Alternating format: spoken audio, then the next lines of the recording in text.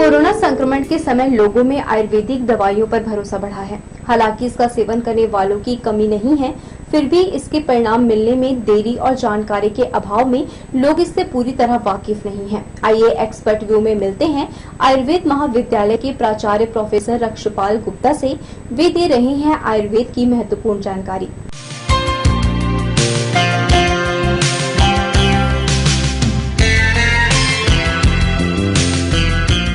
नमस्कार दर्शकों, मैं हूं आपके साथ दिलीप जगवानी।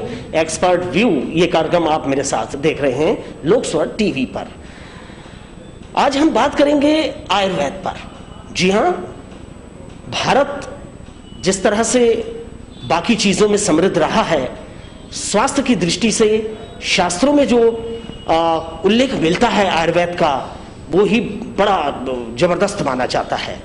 तो आज हम मिलते हैं आयुर्वेद महाविद्यालय के प्रिंसिपल और हॉस्पिटल के अधीक्षक रक्षपाल गुप्ता जी से, प्रोफेसर साहब से मिलते हैं और बात करते हैं आयुर्वेद पर। स्वागत है सर आपका। नमस्कार। सबसे पहले हम ये जानना चाहते हैं कि आयुर्वेद क्या चीज है, आखिर क्या है वो? देखिए, आयुर्वेद से आज सब लोग करीब करीब परिचित हैं। ये आयुर्वेद दो शब्दों से मिलकर बना है, आयु और वेद। आयु के संबंध में जो भी ज्ञान है उसको आयुर्वेद में समावेश किया गया है। और हमारे जो 4 वेद हैं, जो सबसे पुराने लिखित साहित्य हैं, इन 4 वेदों में जो अथर्ववेद है उसका उपवेद आयुर्वेद को माना जाता है। और ये एक जीवन पद्धति है। हिताहितम सुखम दुखम आयुस्तस्य हिताहितम मानम च तत्युक्तम आयुर्वेद सविच्यते। हमारे लिए हितकर क्या है, अहितकर क्या है, सुख किससे प्राप्त होगा, दुख किससे प्राप्त होगा, हमारे जीवन का जो संपूर्ण काल है कितना है, इस उसका आयु का मान कितना है, कितने वर्ष तक हम रहेंगे, इस सब का ज्ञान जो है आयुर्वेद में समाहित है। और ये एक जीवन पद्धति है। ये जैसे कि आप बता रहे हैं जीवन पद्धति है, यानी आयुर्वेद कोई आपका विशेष नहीं है, मतलब आपको अपने जीवन के साथ इसको लेके चलना है। जी हाँ, जी हाँ। कहाँ से शुरुआत हो जाती है, कौन कौन सी चीजें हैं हमारे आसपास? हम जैसा प्रकृति यथा पिंडे तथा ब्रह्मांडे कहा गया है, जैसे हम हैं वैसे ब्रह्मांड है। ब्रह्मांड की जो स्थिति है वैसी हमारी स्थिति होती है। तो इन्वायरमेंट के साथ जो, या प्रकृति के साथ जो मिल के चलना है, हाँ। वही एक समझ लीजिए मोटा मोटा एक सिद्धांत है कि आप उसके आसपास रहें, उसके साथ चलें, प्रकृति के साथ चलें और अपने जीवन मूल्य को संवर्धित करें। इसमें जो सूत्र दिए गए हैं उस सूत्रों का अगर पालन करते हैं तो निश्चित रूप से आप जो है सुखपूर्वक दीर्घायु को प्राप्त कर सकते हैं। ये केवल एक चिकित्सा पद्धति नहीं है, जीवन दर्शन है। चिकित्सा भी उसका एक अंग है। आयुर्वेद चिकित्सा आज के परिप्रेक्ष्य में हम देखें तो विशेषकर अभी जो परिस्थितियां हमने पूरे देश ने देखा, उसमें जो हमारी पद्धति है आयुर्वेद है, उसको सब हम लोग आज फिर से अपनी स्मृति में ला रहे हैं। जबकि ये शाश्वत है, अनादि है, अनंत है, हमेशा से रहा है। इसके जो सिद्धांत हैं, जीवन दर्शन है, वो जो है बार बार चेंज नहीं होते। एक धारा है, उसमें अगर आप चलते हैं तो निश्चित रूप से सफल होते हैं। ये ऐसा अक्सर देखा गया है और दर्शक भी इस बात को शायद स्वीकार करेंगे कि जब जब एलोपैथिक से लोग नहीं मिलता आराम, हर तरह का जतन करके देख लेते हैं, किसी मर्ज से छुटकारा नहीं मिलता, तो वो आयुर्वेद की तरफ जाते हैं या उनको आयुर्वेद की कोई सलाह देता है, आयुर्वेद चिकित्सा की सलाह देता है। ऐसा क्यों होता है कि जब विपरीत परिस्थितियां आती हैं, जब आदमी तंग हो जाता है? निश्चित रूप से एलोपैथी जो है आपकी वैज्ञानिक पद्धति है, उसका निरंतर विकास हुआ, निरंतर शोध होते रहे और मानवता के लिए आज जो सर्वप्रथम खड़ा हुआ है। लेकिन आप पीछे जाइए, जो अपना देश है 16वीं सदी के पहले जो यही स्वास्थ्य व्यवस्था आयुर्वेद पर आधारित थी, और आयुर्वेद के चिकित्सा सिद्धांत और आयुर्वेद के चिकित्सक ही पूरी स्वास्थ्य व्यवस्था को संभाले हुए थे।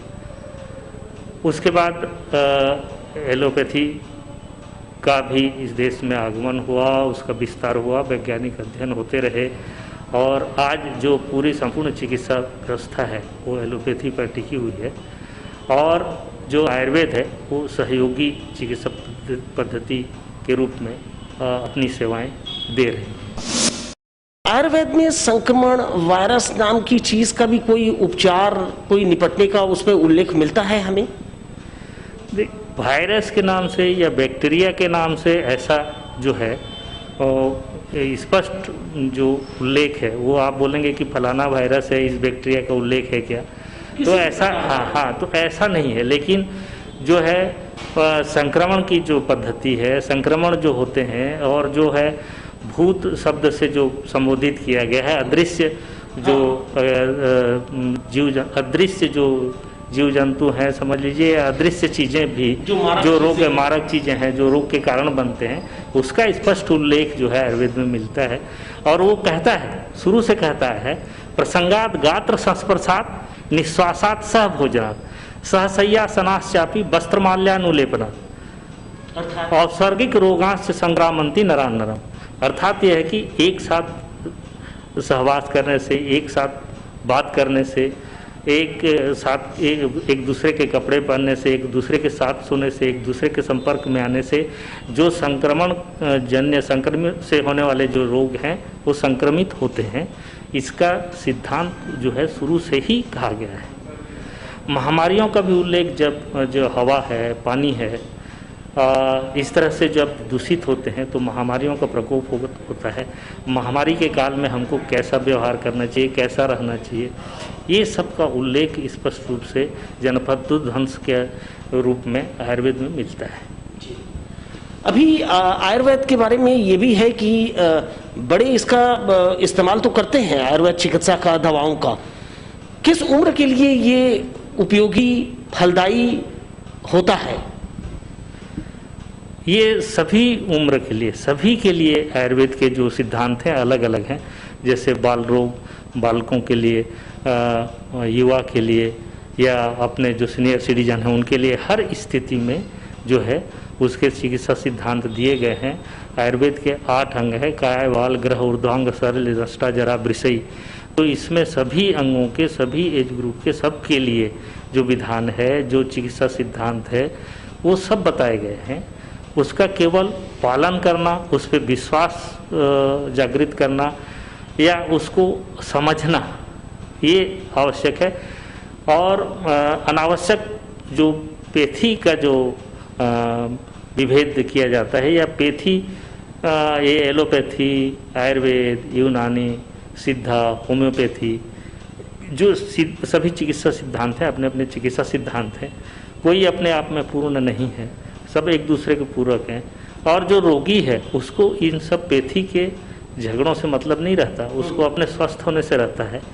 तो उसमें जो सिद्धांत जहाँ पर लागू होते हैं, जहाँ पे जो उचित चिकित्सा व्यवस्था है वो जो है करनी चाहिए। वैसे चिकित्सा सिद्धांत में बोला भी है, अतिपातेषु रोगेषु न इच्छेद विधिभिमं भिषक प्रतीकताकारवत तत्र शीघ्र कुर्यात् प्रतिक्रिया। इमरजेंसी आती है उस समय ये विधि विधान में नहीं पढ़ना चाहिए कि मैं यूनानी लेता हूँ, मैं होम्योपैथी लेता हूँ, मैं आयुर्वेद लेता हूँ, मैं एलोपैथी ही करता हूँ। ये जब ऐसे जो सिद्धांत और ऐसे उसमें आप पड़े रहेंगे तो ये ऐसा ही होगा जैसे कहीं घर में आग लग गई, उसके बाद आप कुआं खोदने जाएंगे तो आप जो है सफ़र करेंगे। चलते चलते रक्षपाल गुप्ता जी, प्रोफेसर से हम ये जानना चाहते हैं कि अभी जो विकट परिस्थितियां चली, महामारी का दौर चल रहा है, अभी कुछ थमा जरूर है, आयुर्वेद में अभी किन चीज़ों का सबसे ज़्यादा लोगों को विश्वास हुआ और उन चीज़ों का उन्होंने इस्तेमाल किया? मैं समझता हूँ कि जो आयुर्वेद के जो सिद्धांत हैं, या आयुष मंत्रालय, भारत सरकार, हमारे छत्तीसगढ़ शासन ने जो आयुर्वेद के चिकित्सकों को, आयुर्वेद के विशेषज्ञों को भी बराबर रूप से इस जो महामारी की स्थितियां हैं उसमें जूझने का, उसमें चिकित्सा करने का अवसर दिया। और आयुर्वेद के भी जो औषधियों को जिन्होंने चाहे वो काढ़ा के रूप में हो, चाहे मसालों के रूप में हो, चाहे किसी भी रूप में, अगर जो औषधियों का जो घर से है, तुलसी है, गिलो है, नीम है, जो सिंपल चीज़ें हैं उसका जिन्होंने प्रयोग किया, मेरे को ऐसा लगता है कि उन पर जो महामारी का असर है अपेक्षाकृत कम हुआ। मैं ये नहीं कह रहा हूँ कि वो स्वस्थ रहे या उनको कुछ नहीं हुआ, ऐसा मेरा कहना नहीं है, लेकिन जो अपेक्षाकृत जो उसका प्रकोप है उसमें निश्चित रूप से इम्यूनिटी वो बूस्ट हुआ है, और निश्चित रूप से उसमें जो है आम जनता को और लोगों को फायदा हुआ है। जैसा कि प्रोफेसर साहब ने बताया कि आयुर्वेद जिंदगी से जुड़ी हुई एक पद्धति है जिसका आप चलते फिरते इस्तेमाल कीजिए। वो आपके किचन में भी मौजूद है, चीज़ों के रूप में आपके पास मौजूद है। नियमित रूप से आप इन चीज़ों का केवल इस्तेमाल ही नहीं, आप इस पद्धति पर अगर चलते हैं तो भी ये आपके शरीर को मजबूत बनाए रखता है और रोग प्रतिरोधक क्षमता जो है आपकी बनी रहती है। एक और एपिसोड दर्शकों आपके साथ हमने पूरा किया एक्सपर्ट व्यू का।